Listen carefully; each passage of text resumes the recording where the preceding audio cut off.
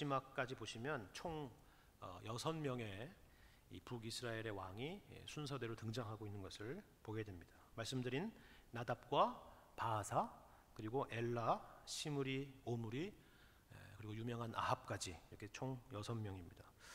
이 기간, 이 6명의 왕이 거쳐가는 동안의 기간은 과연 얼마나 됐을까요?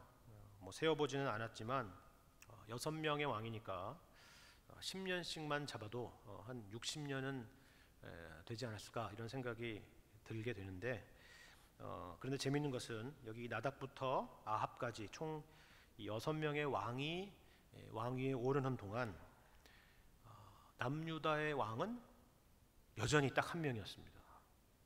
16장 마지막 16장 29절에 보면 아합이 등장할 때에 대한 소개를 보면요, 이런 말을 듣는데요. 유다의 아사 왕 제 38년에 아합이 등극했다 하는 겁니다. 우리 아사는 지난 시간 우리가 함께 배웠던 건데, 아사 왕 38년에 아합이 등극했다 그러죠. 그리고 오늘 본문 시작하는 15장 25절에 나답이 왕위에 오른 것이 언제냐 하니까 유다의 아사 왕 둘째 해였다.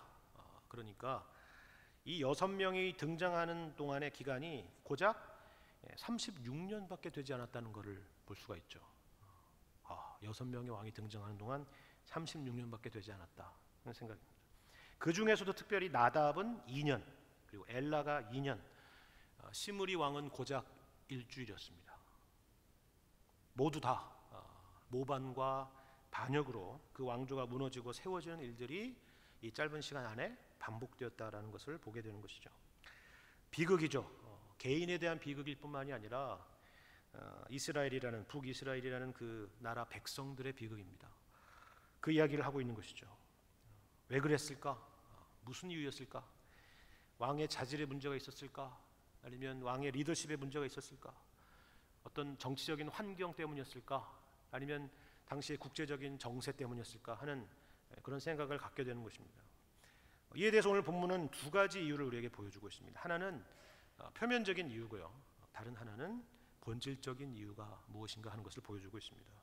나답의 경우를 보면 이렇게 설명하고 있습니다. 우리 15장 27절, 28절 말씀을 보면 나답이 어떻게 이렇게 물러나게 되었는가 하는 걸 보면 27절에 이에 이사갈 족속 아이야의 아들 바하사가 그를 모반하여 블레셋 사람에게 속한 깁부돈에서 그를 죽였으니 이는 나답과 온 이스라엘이 깁부돈을 애워싸고 있었음이더라.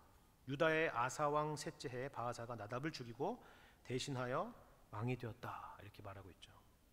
여로보암의 아들 나답이 이 블레셋 사람에게 속했던 깁부돈이라는 곳의 원정을 떠났던 그 이야기를 지금 하고 있는 것입니다.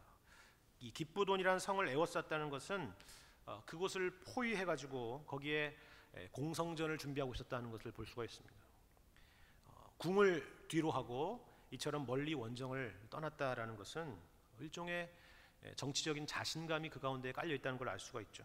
자기 위치가 불안한 왕이었다면 감히 할 수 있는 일이 아니었을 것입니다. 그렇지 않습니까?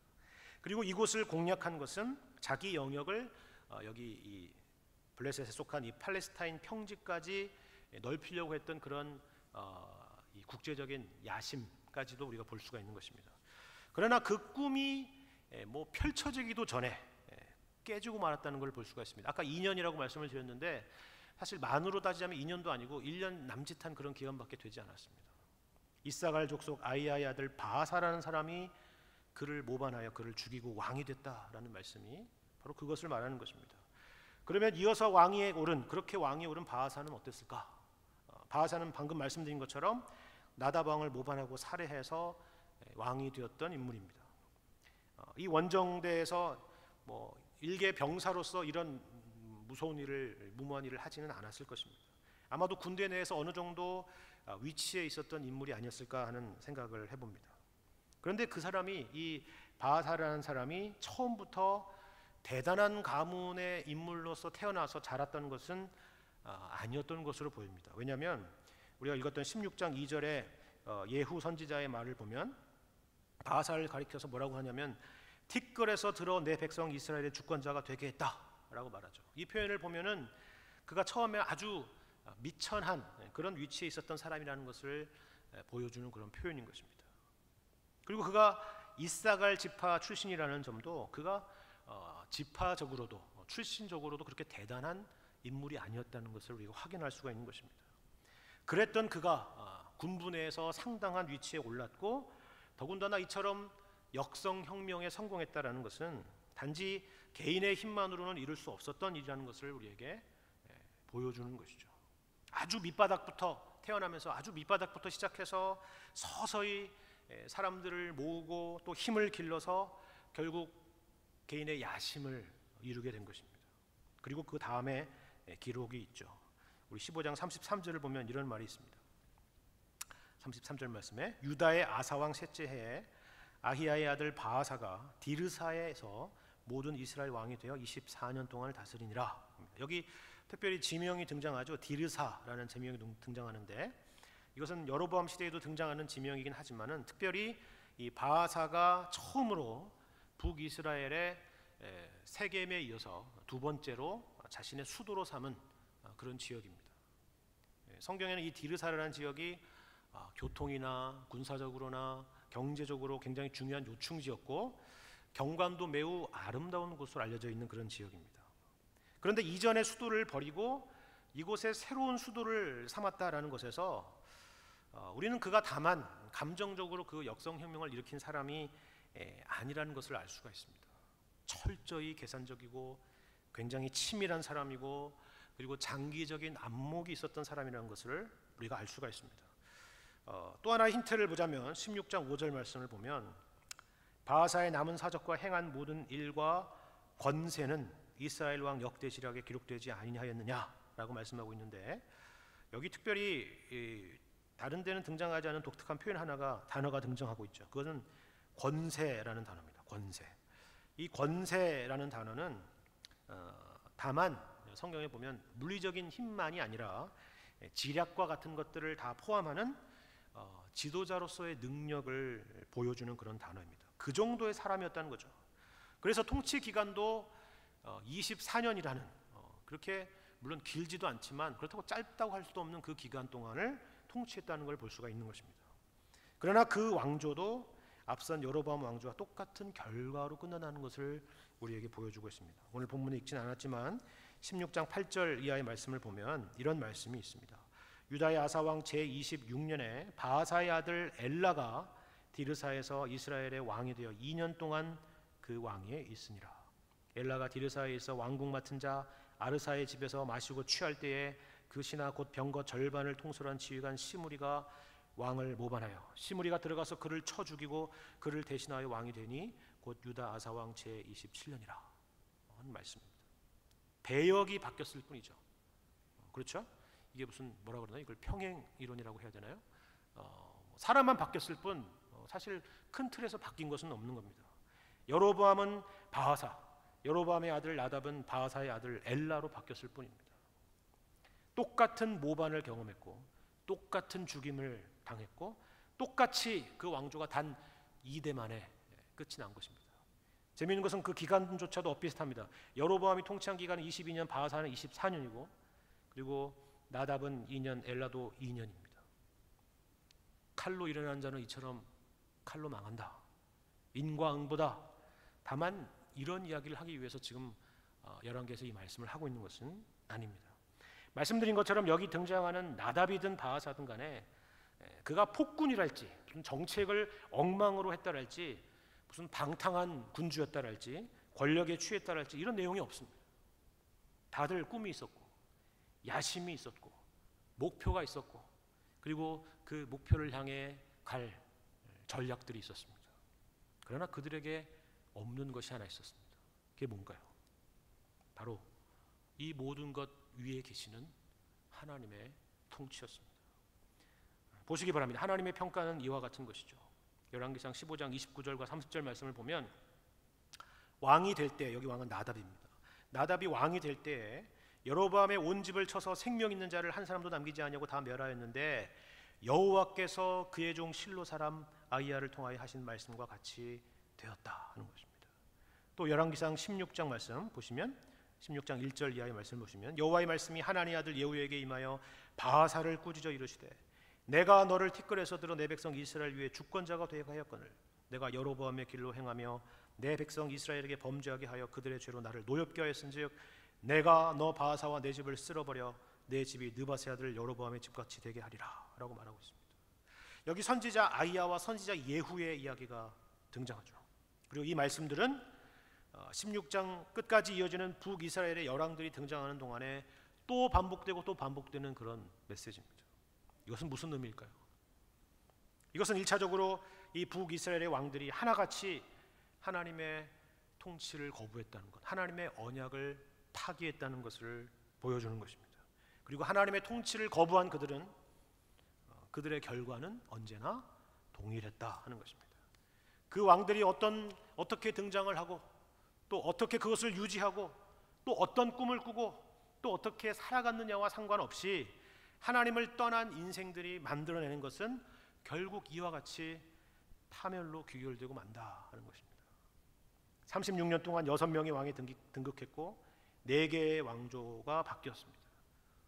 말 그대로 뉴스죠. 브레이킹 뉴스입니다. 새로운 소식입니다.